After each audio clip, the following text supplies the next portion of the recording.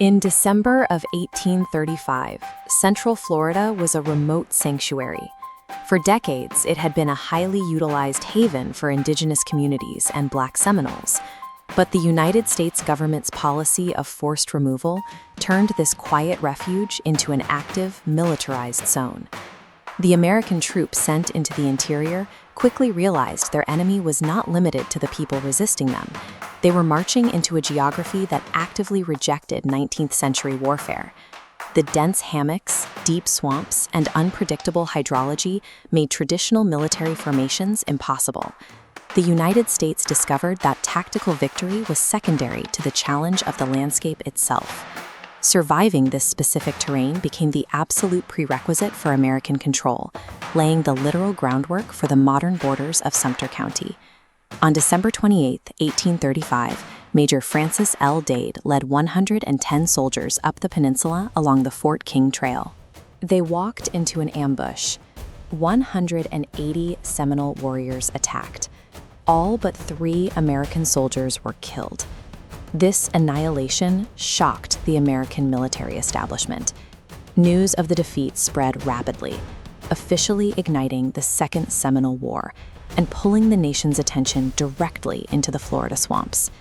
The total destruction of the column confirmed the Army's inability to project power into the hammocks.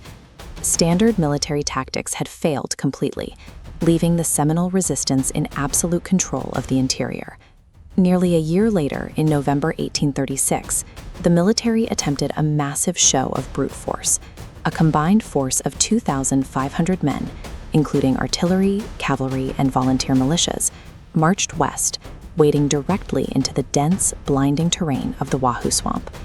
They were hunting a heavily entrenched group of roughly 500 to 600 Seminole warriors. On paper, the Americans possessed an overwhelming numerical advantage, but the difficult terrain erased those numbers. Brigadier General Richard Keith Call severely mishandled the operation. His soldiers struggled through thick mud and deep water while facing fierce, coordinated resistance from the tree lines, suffering heavy casualties before being forced to withdraw. Because of this tactical failure, General Call was swiftly relieved of his command. He was replaced by General Thomas Sidney Jessup.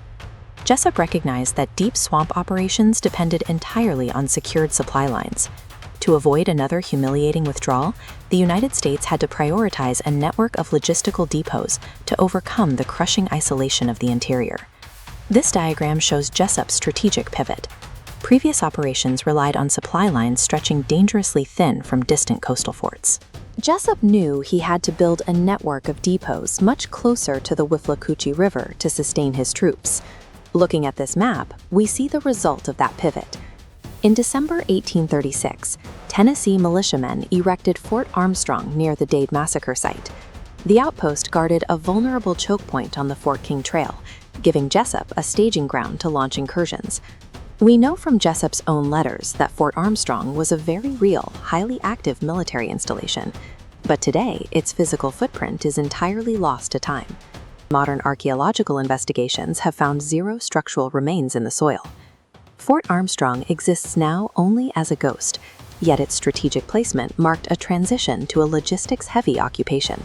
This strategy eventually made the remote Florida interior navigable for the United States military. The Second Seminole War eventually ground to a halt as the most expensive Indian war in American history, measured in both lives lost and dollars spent. It also permanently scarred the physical geography of Central Florida. The military carved dirt roads through the thick canopy, raised temporary fortifications, and established supply depots where previously there was only untouched scrub. The conflict simultaneously suppressed the Seminole resistance and carved a permanent logistical framework into the scrub. It inadvertently drafted the physical blueprint for the region's future. The supply lines secured by military engineers and the outposts authorized by generals created a ready-made network. In the decades that followed, white civilian pioneers looking for agricultural land simply followed these exact paths.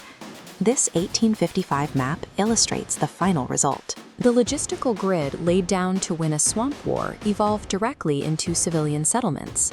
The empty interior was soon gridded with boundaries, forming the geographic and civic foundation of Sumter County. Next time, the military conflict ends, but the political warfare begins. We uncover the chaotic legislative birth of the county, debunk the stubborn myth of an 1839 pioneer courthouse, and trace a bitter, decades-long battle over shifting town borders.